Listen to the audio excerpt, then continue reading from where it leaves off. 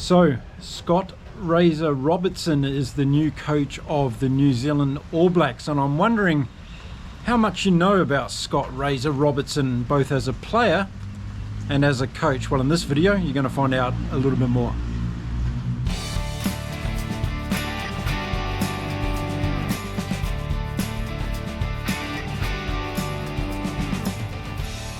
Hola and welcome to Inside Rugby. My name is Mark. If you haven't been here before, I'm a Kiwi rugby fan who's living here in beautiful Cancun in Mexico.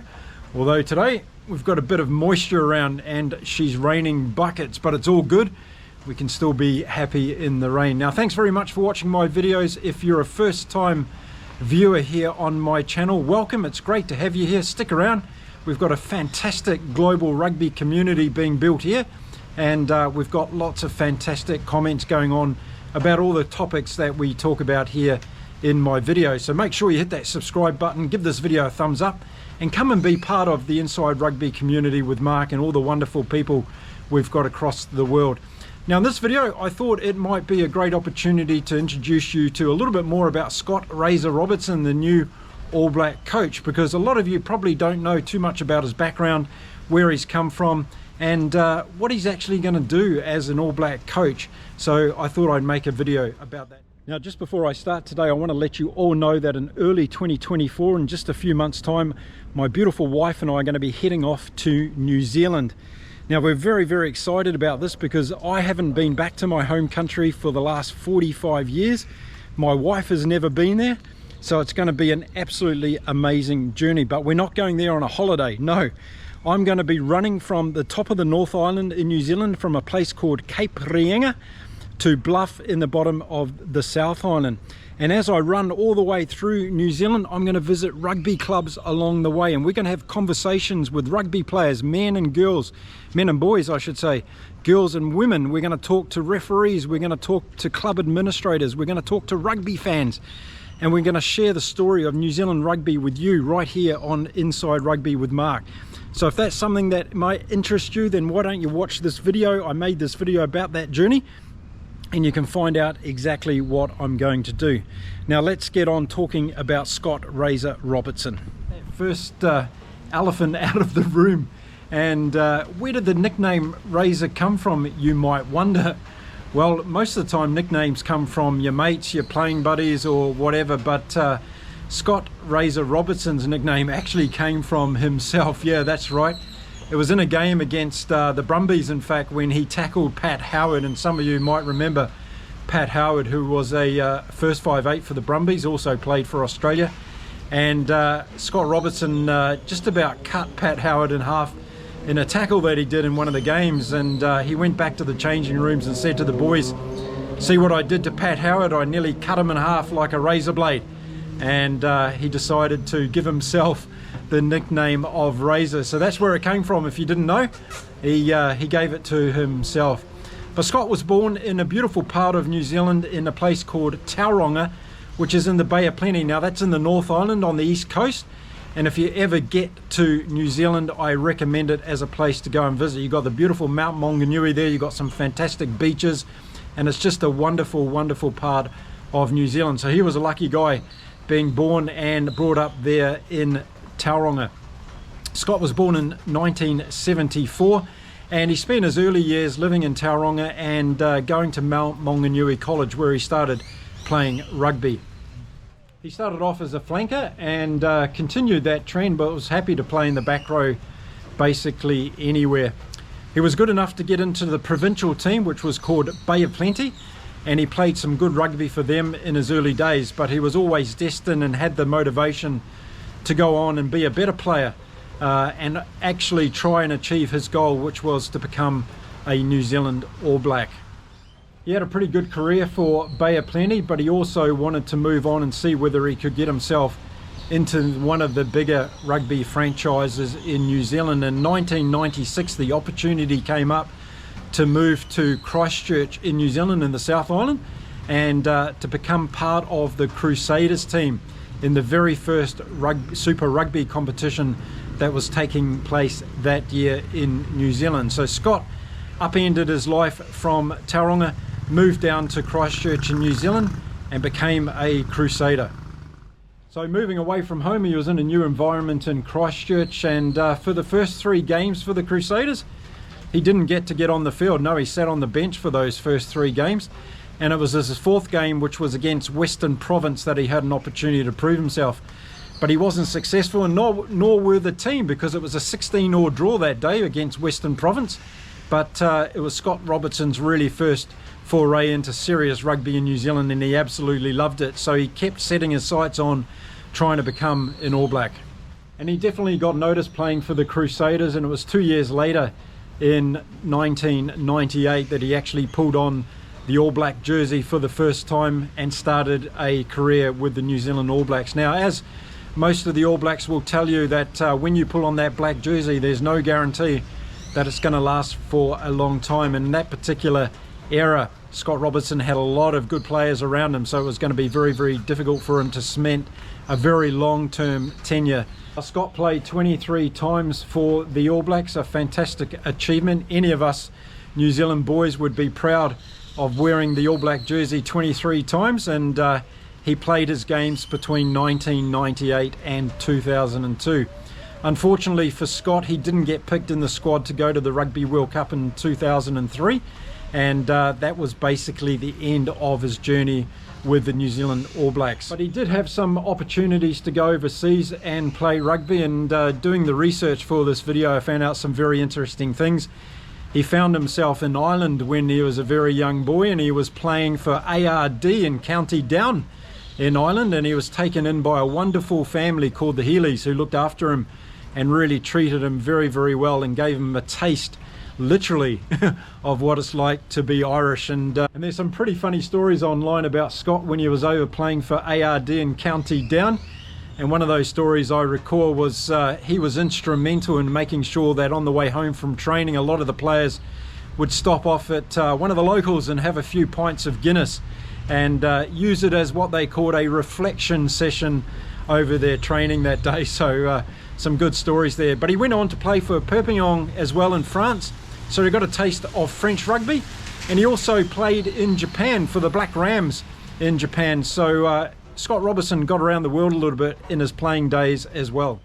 And in 2007 he retired from playing and decided to look at coaching as this next step in his rugby journey.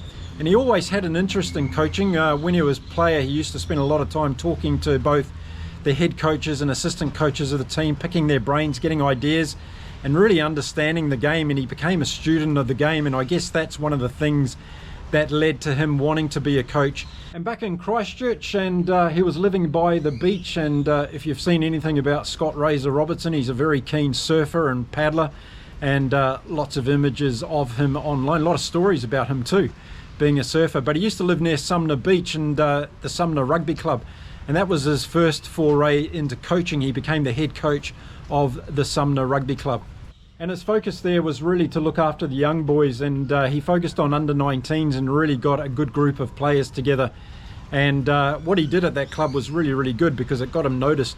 And 1 year later, in 2008, his good work at the Sumner Rugby Club got him noticed, and he ended up getting a job as the assistant head coach of the Canterbury provincial team. So in 2008 he started that tenure and started working with that lot, and had a very, very successful time there. He ended up becoming the head coach of the Canterbury provincial team, and in 2013 they won the ITM Cup in New Zealand, which was the biggest competition at the time for provincial sides. So he made a really, really big step up. But in 2012 he took on his first international coaching job, and a lot of people watching this video won't realise that, yes, Scott Robertson has actually coached an international rugby team before, and it was actually Brazil. So he went off and he coached Brazil for the 2012-2013 season, and had an opportunity to go overseas and learn a lot about rugby, particularly in Latin America. Now in 2014, Scott returned to New Zealand, and he got appointed as the head coach of the under-20 New Zealand team. And that was a significant position indeed. Back then the under-20s weren't as, I guess, popular, and under-20 rugby wasn't probably as good as it is today. But still a significant step in his coaching journey, and one that would open up many, many doors. And he took that team to the World Championship in 2015, which took place in Italy. And New Zealand under-20 team, under the guidance of Scott Robertson, ended up winning that competition.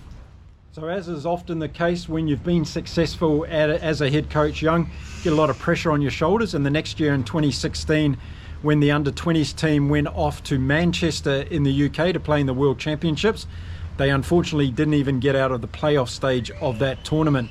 So some questions were asked of Scott Robertson at that stage. It was the first time he'd come up against some negative press in his coaching career, but he was going to change that around pretty quickly indeed. Now, it was at the end of 2016 when he was appointed as the head coach for the Crusaders for the seasons 2017 through to 19. So this was going to be a really great opportunity for Scott Robertson to show what he could do as a coach. And he didn't let anybody down, because as his first year as the head coach of the Crusaders, they won the Super Rugby competition. And it was a significant win as well, because they beat the Lions in the final. And it was a tremendous game. The score was 25 points to 17. That was a big achievement, but it wasn't the first time that a head coach who'd been a rookie had won the Super Rugby competition. No, somebody else had done that, and his name was Dave Rennie. Yes, I wonder why Australia got rid of him. Injustice, absolutely.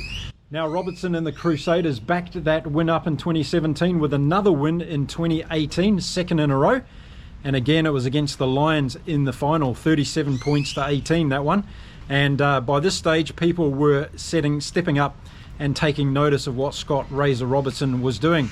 But again, he wasn't the first rookie coach to win 2 titles in a row. Dave Rennie had done that as well.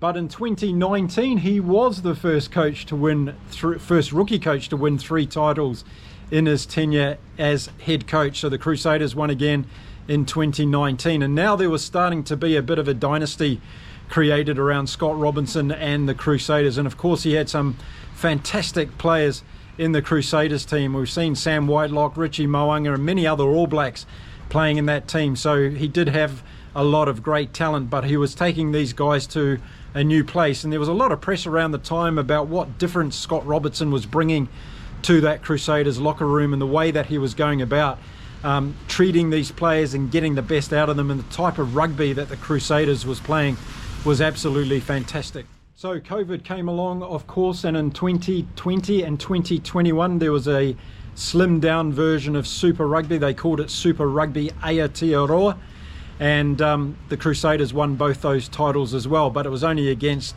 5 other teams from New Zealand. So a little bit of shine was taken off that one, but what can you do? You can only go out there and play who you have to play, and Robertson and the Crusaders did that. So 2 more titles under their belts at that stage.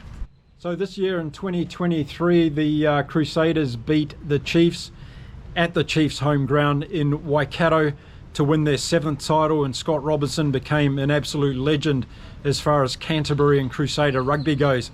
And it was on the back of that success that everybody in New Zealand was talking about Scott Robertson as being the next All Black coach. And in March, now in their infinite wisdom, the New Zealand Rugby Union decided back in March of this year to announce the appointment of Scott Robertson as the new All Black coach after this year's Rugby World Cup. So there was quite a lot of bad press around about that, and a bit of a backstab on Ian Foster as he was trying to get his team ready for the season ahead, and already having the announcement of Scott Robertson out there. So let me know what you think about that in the comments. I'd like to know your thoughts around that one. Do you think the New Zealand Rugby Union was out of line appointing Scott Robertson before the Rugby World Cup this year?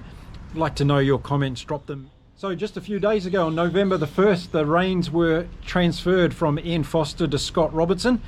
And I can bet your bottom dollar that he's already been well and truly immersing himself on plans to bring a team together to take on the next stage of the All Blacks evolution. It's going to be very, very interesting to watch. And if you watch the Barbarians game against Wales, you probably would have seen Scott Robertson sitting next to Eddie Jones in the stands, because they were joint coaches of that Barbarians team against Wales just a week or so ago. It was very interesting to see that as well. Now, off the field and away from rugby, Scott is married to his beautiful wife Jane. They've got 3 young boys. And Scott spends a lot of his time still in the surf on paddle boards, stand-up paddling, and also surfing as well. He had a pretty rough career as a player. He ended up having 9 operations on his knees. So that stops him from doing a lot of things that he wants to do. but he still gets out there and does a bit of breakdancing. Yes, that was a thing from the past. Remember that, breakdancing? Well, Scott's pretty famous for doing that. If you get on YouTube and check out a few videos, you'll see some of the celebrations after the Crusaders have won a lot of their titles, with Scott Robertson doing a performance of his breakdancing. Let's hope we get to see him doing that as the All Black coach on different stadiums across the world over the next 4 years. So his contract lasts until the end of the World Cup in Australia in 2027. And like me, you're probably really interested to see what Scott Robertson does with a new look All Black team. And of course, there's going to be quite a few players that are transitioning over from the Rugby World Cup this year. Scott's coming into this job when there's a lot of stuff going on in New Zealand rugby in the official level and the administrative level. So let's hope that doesn't have a negative impact. And I'm sure he's the sort of guy who seems to be a very effective communicator and collaborator. So I'm sure he's going to be able to make things work. But sometimes things are not in your hands and they're taken by control by other people. So let's hope he gets a good run from the New Zealand Rugby Union. It's going to be interesting from a player perspective as well. How many young guys is he going to bleed into this team, into this squad, and give them opportunities in their first games next year? I think that's something he's probably going to do. He's going to look at building depth into this All Black team, and he's going to look at what style of play they're going to go after as well, and that's going to be very interesting. And we might see a transition in All Black play here, but then again, stick to your strengths. Yeah, that might be something that he believes in. The other thing that's really interesting for me is that Robertson comes into international rugby at a time where there's some fantastic coaches around the world. Of course, we've got Rassie over there in South Africa.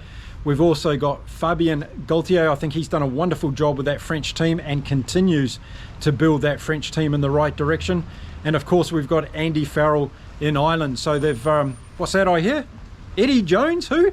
No, let's count him out for this period of time. But no, in all seriousness, there's some fantastic coaching teams, squads around the world at the moment. And of course, it's going to be really interesting to see the team that Scott Robertson has around him as he goes forward.